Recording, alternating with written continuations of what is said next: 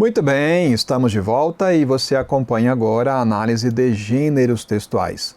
O que diferencia a análise de gêneros textuais da análise de tipologia textual é o seguinte: na tipologia textual, estamos falando de 4 estruturas básicas de organização textual: narração, descrição, dissertação e o texto injuntivo. Agora, quando falamos de gêneros textuais, estamos avaliando situações especiais de comunicação e como que o texto vai se organizar para alcançar seu objetivo naquela situação específica de comunicação. Então vamos dar um exemplo. Existe o tipo textual chamado narração e a gente agora fala, por exemplo, de gêneros textuais dentro da narração. Você pode ter numa narração o texto de um romance, você pode ter como gênero narrativo o texto de uma fábula, como gênero narrativo o texto de uma crônica, tá? Então a gente vai tratando agora de realizações específicas que estão em certas situações comunicativas bem definidas, tá? É isso que a gente analisa nos gêneros textuais, ok? Então vem aqui na tela com a gente, olha o material. Vamos começar por aqui então, com textos do gênero jornalístico. Eles têm relevância, tá bom? Eles têm uma grande cobrança. Vamos aqui. O editorial é um texto do gênero jornalístico, né? Que se enquadra numa abordagem dissertativa, argumentativa, mas aí temos algumas características para você chamar de editorial. Veja só quais são as características. Não existe uma indicação de autoria. Para que é usado um editorial? Ele é utilizado para tornar pública a postura ideológica adotada por uma equipe de certo veículo de comunicação. Aqui na tela, olho no olho, vem cá. A ideia do editorial é a seguinte: é que uma revista, um jornal, uma rede de televisão, um site noticioso resolve publicar um texto que mostra ali qual é a visão que aquele veículo de comunicação assume perante o público, tá? Então, por ser uma visão coletiva, né, não aqui individual, mas né, da equipe, a gente não tem assinaturas ali, identificações. É um editorial. O objetivo é mostrar o ponto de vista daquela instituição como um todo, ok? É argumentativo porque ele está propondo um ponto de vista, fundamentando, argumentando. Nos diversos jornais que existem pelo Brasil, geralmente o editorial aparece com o título de opinião de... E aí aparece o nome do jornal, opinião de, não, aparece o nome da revista, ou simplesmente aparece o título, editorial, tá? Bacana? Vamos aqui na tela, volta aqui, nosso material, olha aí. Notícia, outro texto do gênero jornalístico, que faz o seguinte: apenas o registro dos acontecimentos.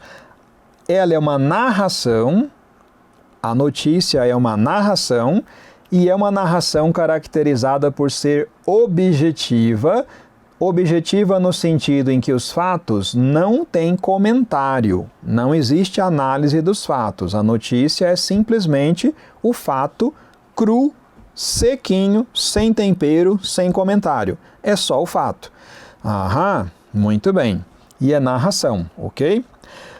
A reportagem é outro texto do gênero jornalístico.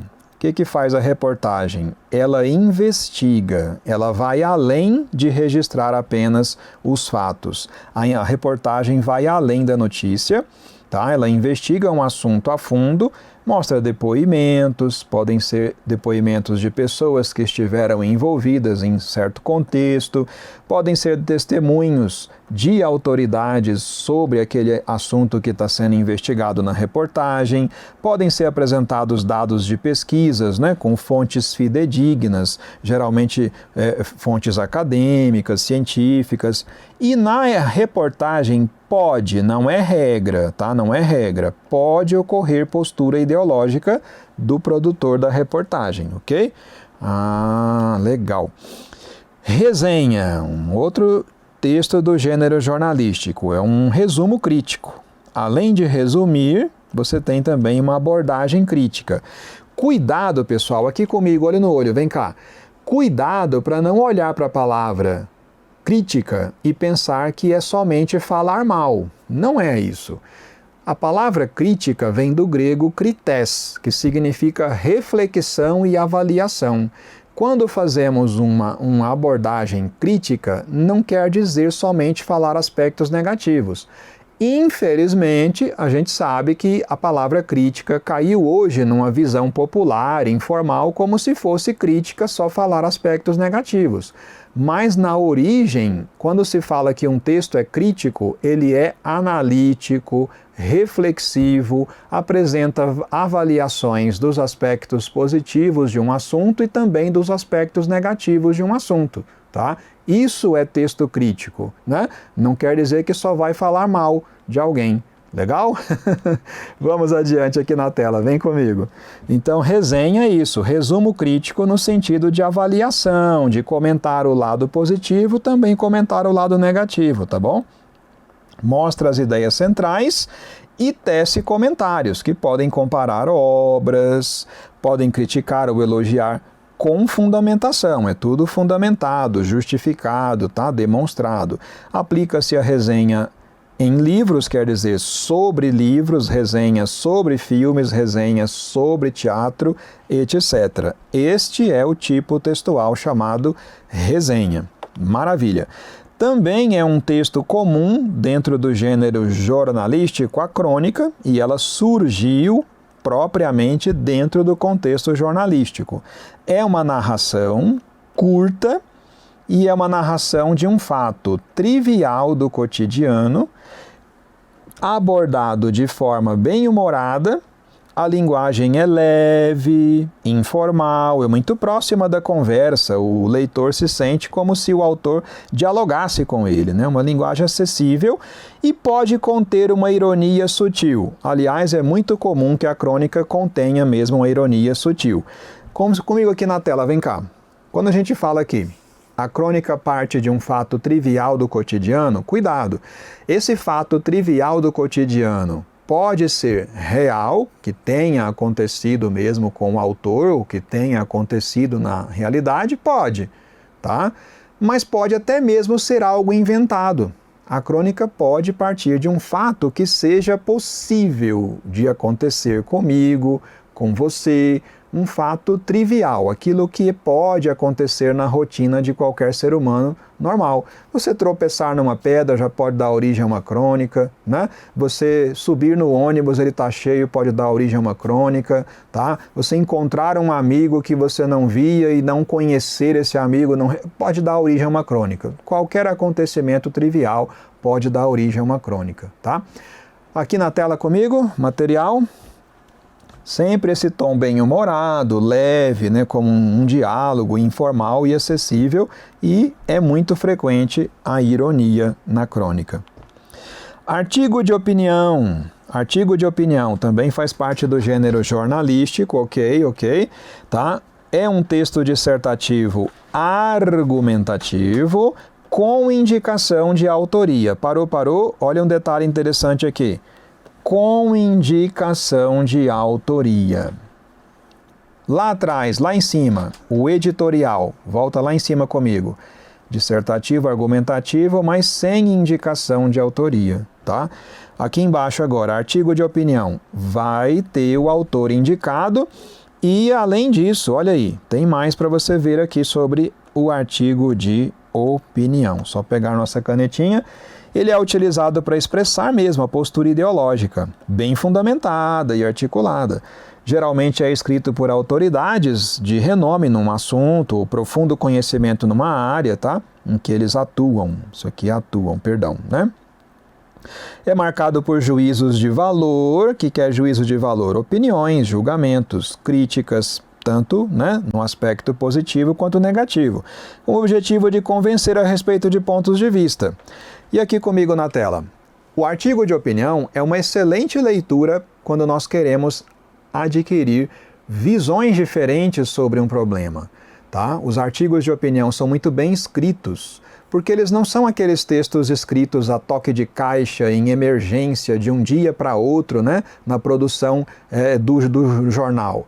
Os artigos de opinião são escritos em meses, às vezes, muitos dias, semanas de preparo, de pesquisa e de reflexão. Então são textos muito bem trabalhados, é interessante para a nossa leitura, para assimilar pontos de vista, fundamentação e outra vantagem.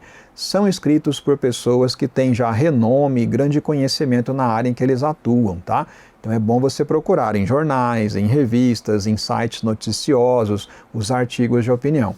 Eles são assinados, são identificados, o nome do autor aparece também um breve currículo, sabe? A pessoa coloca seus títulos acadêmicos, cargos que já ocupou, né? É um breve currículo para mostrar que ela tem mesmo autoridade no assunto. Vamos adiante? Continua na tela. Próximo. Textos do gênero jornalístico ainda, tá? São muitos. Temos a charge e o cartoon. Eles se parecem bastante, então eu vou trabalhar a diferença para você aqui. Primeiro, na charge, texto visual e verbal, cartoon, também, texto visual e verbal.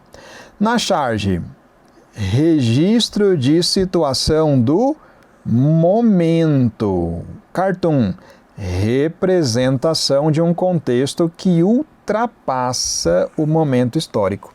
O cartoon tem uma visão mais universalizada, já uma charge tem uma visão ali do momento que está sendo vivido pela sociedade. Os dois de maneira bem humorada ou crítica, os dois nesse ponto, né, iguais. A charge costuma provocar reflexão crítica, tá? O cartoon também costuma provocar e os dois têm aí o emprego da ironia tranquilamente. Olha aqui o exemplo. Charge, de Edmund Waltman, satirizando o estilo da oratória de Fidel Castro. Por que charge, professor? É Fidel Castro? Sim, mas é uma personalidade identificada, né? E é um momento em que ele está ali discursando. Por que isso está satirizando? Talvez você não saiba, mas eu vou te explicar aqui olho no olho. Fidel Castro era conhecido por falar horas e horas. Se alguém não conseguisse interromper e cortar, ele falava às vezes 5 horas. Há um registro de um congresso em que ele participou. Quando chegou a vez dele, pronto, ninguém mais falava. Ele falou 5 horas seguidas sem parar, tá? E é desse jeito. Então, é uma pessoa identificável, tá? Um momento, né, específico. Aí você tem a charge. Vamos mostrar aqui na tela, continua, material. Agora aqui do lado, cartoon. Não é uma pessoa real, né? É uma paródia, um desenho imitando um personagem criado na campanha dos Estados Unidos para a Segunda Guerra Mundial. E aí, por isso o cartoon. Ele está aqui adotando, abordando um caráter mais universal. Tá? Recurso jornalístico, como esse no Pasquim, jornal que o Ziraldo, né, desenhava. E aí a frase irônica, façam o que eu mando, né? Não olhem o que eu faço. Aqui em cima, a tira, né? Essa é fácil, não é verdade? É um texto visual e verbal com personagens. A tira é um texto narrativo em forma verbal e visual. Uma breve sequência, em poucos quadrinhos, né? A tira apresenta os personagens ali em ações muito breves, em um momento bem, limitado. Fato engraçado, curioso, provocativo, né? É isso, a tira também chamada de tirinha, né? São 3, 4 quadrinhos, né? Pouco mais que isso. Maravilha, estamos falando agora de textos do gênero publicitário, ok? Textos do gênero publicitário. A peça publicitária. O que é a peça publicitária? Texto verbal e visual, né? A publicidade trabalha geralmente mesmo com aspectos visuais, cores, formatos, tamanhos, posições, tudo isso é usado conscientemente na composição de um texto publicitário. Pode combinar recursos visuais, né, como eu falei, cores, formas, tamanho, posição, intertextualidade, ritmo, tudo isso importa na hora de compor um texto publicitário. Cativar a atenção do receptor é seu objetivo e provocar nele uma reação, ação. A gente sabe que isso aqui é aquela função da linguagem que já estudamos, tá? Já estudamos neste curso a função conativa da linguagem. Ela é marcante nos textos publicitários. Geralmente aí o sentido é a aquisição de produtos ou então formação de atitudes pela população. O governo pode fazer campanhas publicitárias, né? E o objetivo de formar certas atitudes no cidadão. Isso também vem como peça publicitária. A placa. A placa é um recurso comunicativo, visual, principalmente, né? Com imagens que sejam bem claras para comunicar a mensagem, tá? Para áreas abertas, ok, a placa é para áreas abertas. Texto curto, quando tem uma palavra, são poucas palavras, as placas têm mais objetivo de comunicar visualmente, mas às vezes se usa uma palavra ou outra. Códigos em cor, em formato, posição, tamanho. Propaganda institucional educacional. Você tem um recurso comunicativo para áreas, sobretudo, fechadas. São áreas internas de empresas, escolas, repartições públicas, né? Textos breves e elementos visuais bem marcantes. Textos do gênero epistolar. Como é que é, professor? Textos do gênero epistolar. Uai! Carta, relatório, parecer e ofício. O que é epistolar? É uma epístola. Quem já leu a Bíblia, né, sabe que tem ali no Novo Testamento as epístolas de Paulo, não é assim? São cartas, tá? E o que marca uma epístola? A relação entre remetente e destinatário. Existe uma relação entre remetente e destinatário. E por existir essa relação, a gente tem escolhas, né, de linguagem específicas para essa relação. Como assim, professor Márcio? Aqui na tela comigo. Quando eu escrevo e eu já sei quem é o meu leitor, eu sei também um pouco do seu pensamento, dos seus gostos, nós já temos talvez alguma interação e isso me ajuda a escolher palavras, escolher assuntos, formas de apresentar assuntos, ideias, porque já existe uma interação entre mim, como emissor, e lá o meu receptor, ok? Vamos identificar o texto epistolar pela presença de um vocativo, logo no início. O vocativo é aquela invocação original, querido fulano, senhor diretor, né?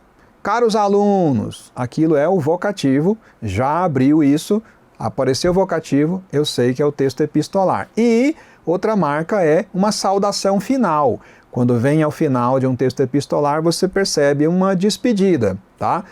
Atenciosamente, é uma palavra que se usa em textos de correspondência oficial para fechar, né, uma saudação final, por exemplo. Aqui na tela, vamos lá? Carta, veja aí. Carta.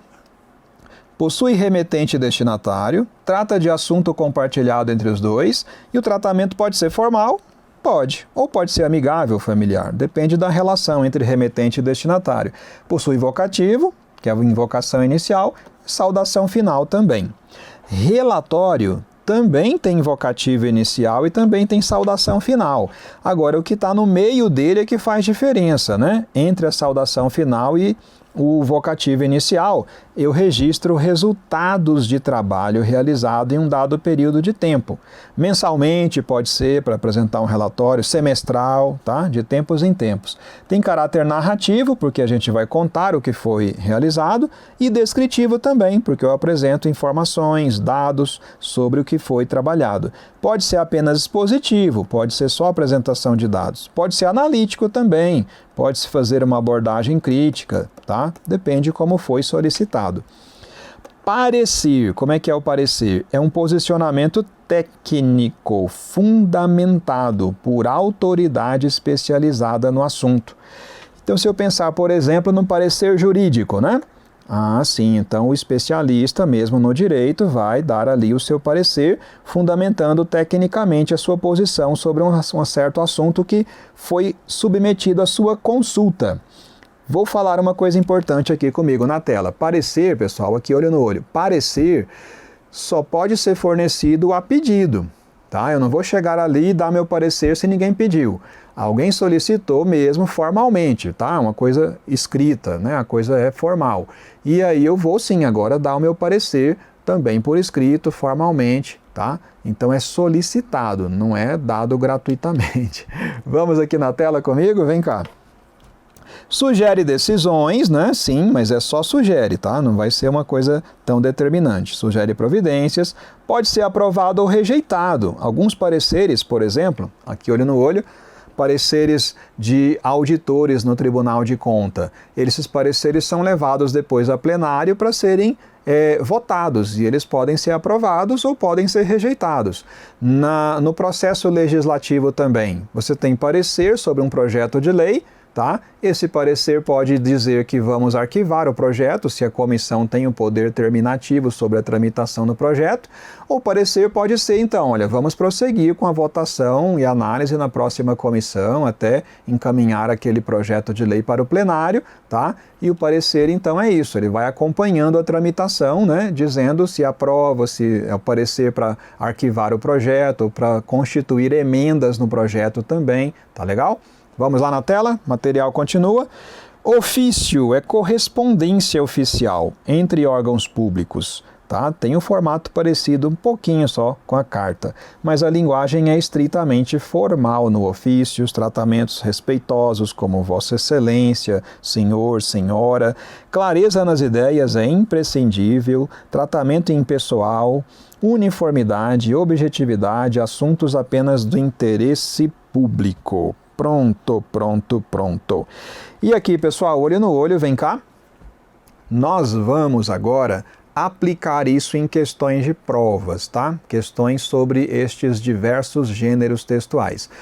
Falando francamente para você, cai muito mais a tipologia textual do que os gêneros textuais. Entre os gêneros textuais, alguns são ainda razoavelmente frequentes, como a crônica tem uma frequência, o artigo de opinião tem uma certa frequência também nas provas, ok?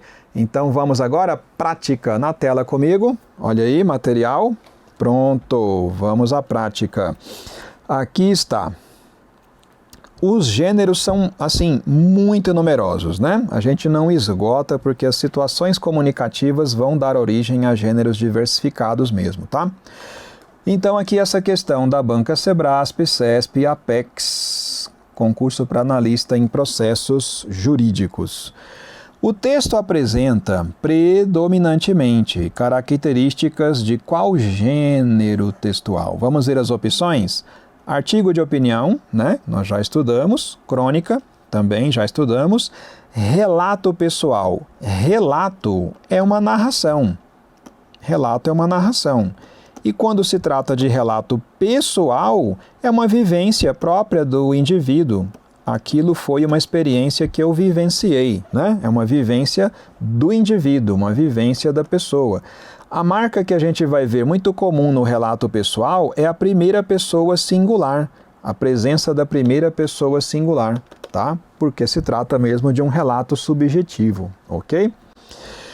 Reportagem, né? Também já estudamos para ver como se caracteriza. Vamos adiante. Volta aqui no texto para a gente conferir, tá? Vamos lá. Conferindo o texto. Durante um seminário, estou na primeira linha, mas eu comecei a pensar aqui, vamos olhar a origem? Vamos, aqui no final, olha a origem. Alfred Gell, recém-chegados ao mundo dos bens, : o consumo entre os Gondimúria. Eita, entendi tudo, né, professor? Ai, a vida social das coisas. Bom, parece um texto teórico, né, analítico de algum conceito. Vamos ver o que é. Primeira linha. Durante um seminário sobre antropologia do dinheiro ministrado na Escola de Economia e Ciência Política de Londres, Jacques Tirhat descreveu em um gráfico os usos a que alguns pescadores do Sri Lanka, que prosperaram nos últimos anos, submetiam sua riqueza recém-adquirida. Ponto. O que você já pode perceber até aqui?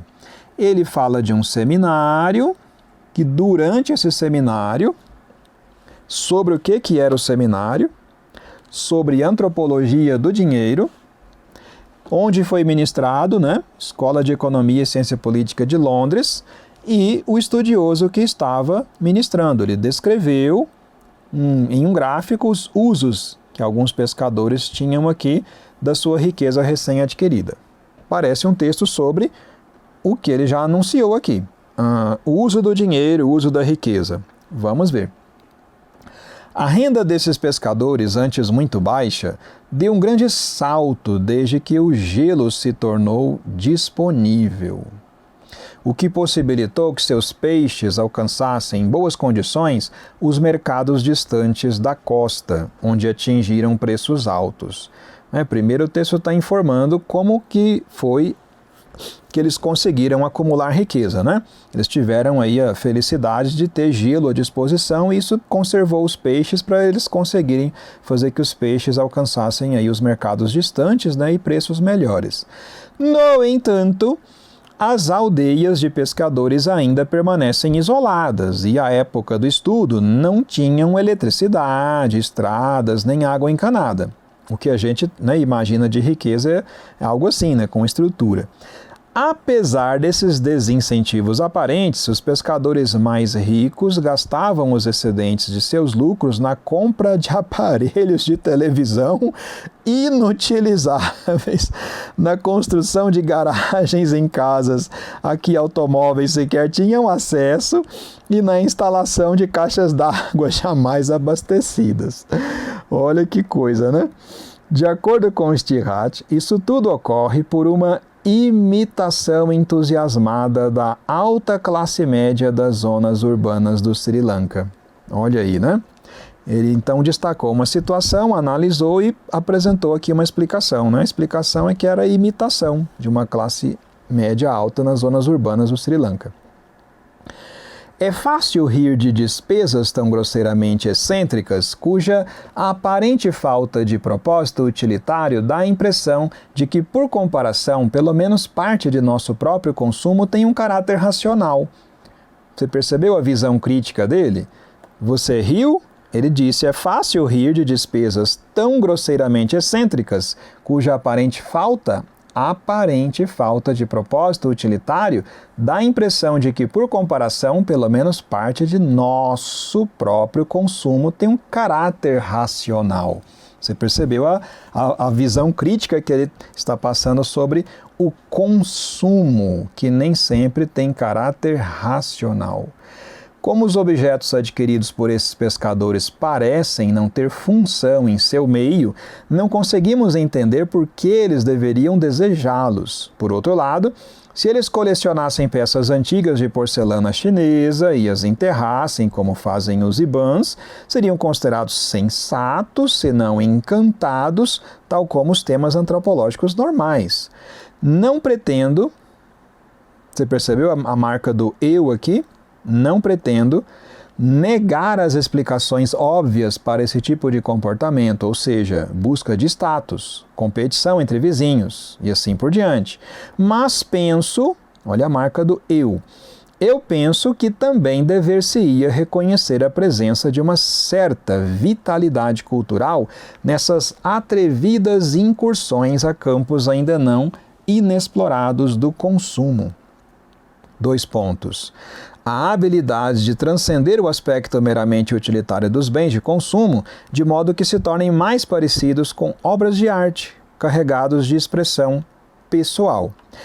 Tudo bem, você percebeu a presença do eu, mas você percebeu também que não é puramente um relato de experiência, vivência pessoal, mas você tem um parágrafo inicial que apresenta uma situação daquele povo, os pescadores, né, e como eles tinham conseguido ali alguma riqueza, tá?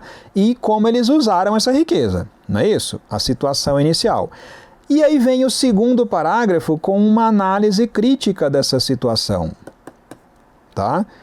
Gente, isso aqui vai caracterizar o texto como artigo de opinião, tá? São estudiosos, olha, são estudiosos. Aqui a origem do texto te mostra que são publicações técnicas, tá? Eduf é a editora da Universidade Federal Fluminense. Isso é uma publicação universitária. É um artigo de opinião que nós lemos aqui.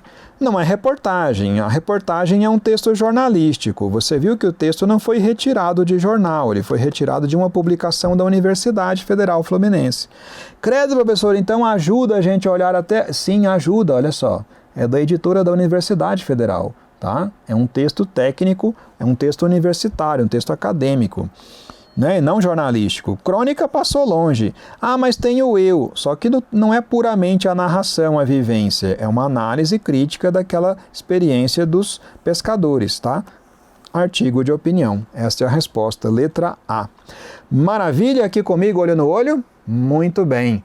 Estamos aqui na divisão já para o próximo bloco. A gente continua com os gêneros e já vamos engatar na sequência com os tipos de discurso e mais adiante a transformação dos tipos de discurso. Aguardo você já já.